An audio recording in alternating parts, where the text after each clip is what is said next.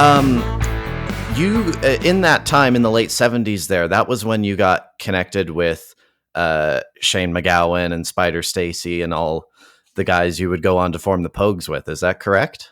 That's correct. Yeah. How did you Yeah. first meet them? In this street, Burton Street. I mean, Shane was actually the first person I ever met there when I went to when I was offered a room in a house. I went there to have a look, and Shane was the first person I met. Um, and like I got to know him quite well, and eventually he ended up living in the room next to mine. And it was a great community of artists and musicians. Well, not just artists and musicians. There's all sorts there: lawyers, journalists, writers, nurses.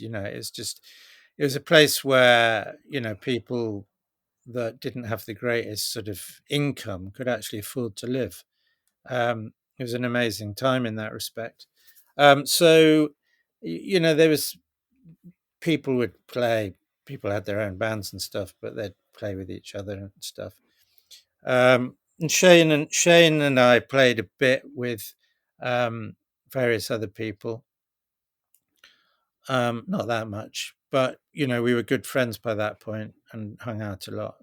Um, and then at some point, I went away somewhere for a few weeks on a kind of just traveling around for a bit. And in that period, this Shane and Spider and some other friends did a gig they called themselves the New Republicans, and they played like Irish, some Irish traditional songs, but with a kind of not in a particularly accepted traditional manner, more treating them, themselves like a punk band playing these songs. Um, I mean that had sort of been coming for a while, I think. I mean, I remember Shane, I mean he'd play all sorts of music, but often like he'd come in and he'd put on Dubliners records and various old Irish records he had.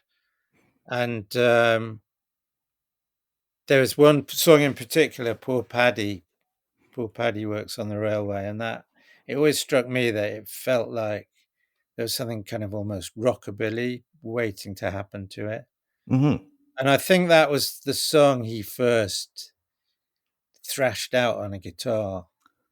It feels like that was the kind of I don't know what the word is, but it was like the seed in a way. Maybe I might be wrong, but that's what I thought. Anyway, um, when I came back from wherever I'd been, um, Shane asked me if I wanted to play guitar in this group, whatever it was going to be, and I said, "Yeah, I'd love to." And so gradually we would he'd start teaching me songs and stuff. But I mean, it's a long process because we'd arrange a time and a date to do something, and then um, often something would happen, to get in the way of it happening. Like he wasn't in, or um, decided to go for a drink first, and then never got around to it. But anyway, as time went by, we sort of learnt songs. And also at the same time, it seemed like all these other people from the New Republicans had disappeared, including Spider. I mean, I'd seen him a lot. I knew him quite well and had been around Burton Street and stuff a lot. But oh yeah, then we all moved. We moved slightly down the road. So so basically, there's just Shane and I at that point, and we decided we'd instead of just sitting around practicing, we'd go busking because it was a good way to practice and earn a bit of money. So we did that for a while and gradually found the other people for the band. Hmm.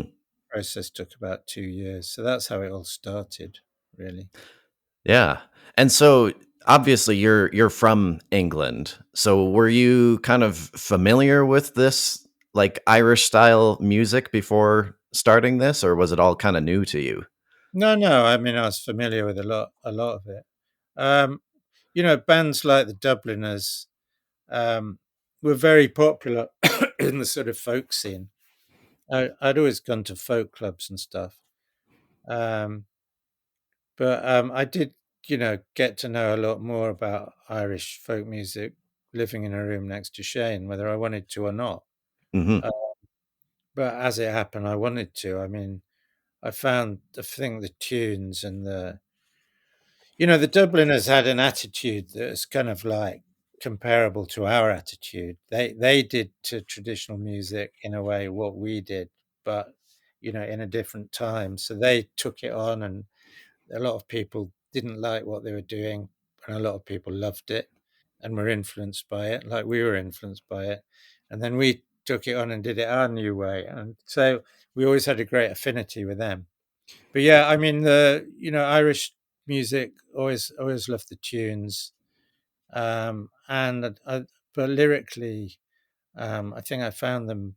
The tunes. There's a lot of great tunes in Scottish and English music and lyrics, but I think I always went for the Irish lyrics. That they had something for me Hmm. um, that appealed more. So yeah, I was drawn to it, and I loved this idea of taking something that was already very old, something that was timeless, and redefining it in some way, not trashing it, but sort of treating it with respect, but in a way that was felt relevant to the time I was in, and the people we were. Hmm. Um, that's something that's a kind of theme throughout a lot of what I've done, not just the Pogues. This thing of finding a way into a tradition and taking it on somehow. Yeah. And had you ever played banjo before? Because of course you largely played banjo with the Pogues. Really? Oh, no way. I mean, I was trying to play guitar. I mean, I was trying to play the guitar like a banjo. Like when Shane and I were playing, he'd go, right, yeah, try and play it like the banjo on this record, sort of thing. And and I'd kind of try, but of course, it never sounded like a banjo. And then after a while, I thought, oh, maybe I'll just try and get a banjo. And I actually went to this banjo shop that was quite near to us. It mainly sold banjos and a few mandolins and things. And there was a six-string banjo, so I thought, oh, that's a good idea because then I don't have to learn anything. I can just play it like I've been playing the guitar, but because it's a banjo, it'll sound like a banjo. But actually, it still didn't really sound like a banjo because um, the style of banjo I was very into country music, among other things, and like bluegrass. And like the thing about bluegrass banjo is it's like this weird instrument. It's like really crazy. It has this short drone string, it has the Hmm. four strings that you can fret, play chords and melodies on. And then it has this drone string. And that's what gives it its characteristic sound. It's not enough having a body on a guitar that's like a banjo body. You have it's the way it's strung. So eventually, I twigged that quite quick, and I took this guitar banjo back to the shop, and the guy was very friendly and relaxed. He just said, "Okay, like look, I'll just sort of swap it for you for this five string." They were these were like bottom of the range instruments I'm talking about. So I got a five string, and I got out of the library How to Teach Yourself Bluegrass Banjo, and just learnt the basic rolls, the basic patterns of picking. And I learnt how to play She'll Be Coming Round the Mountain, because that that sort of taught me how you could sort of weave a melody into playing the chords. And that was about it. And then I just sort of made it up from that point. Hmm. And I didn't Now, develop very much further, actually. I just got faster and Right. more endurance. I mean, I'm a Hmm. very basic banjo player.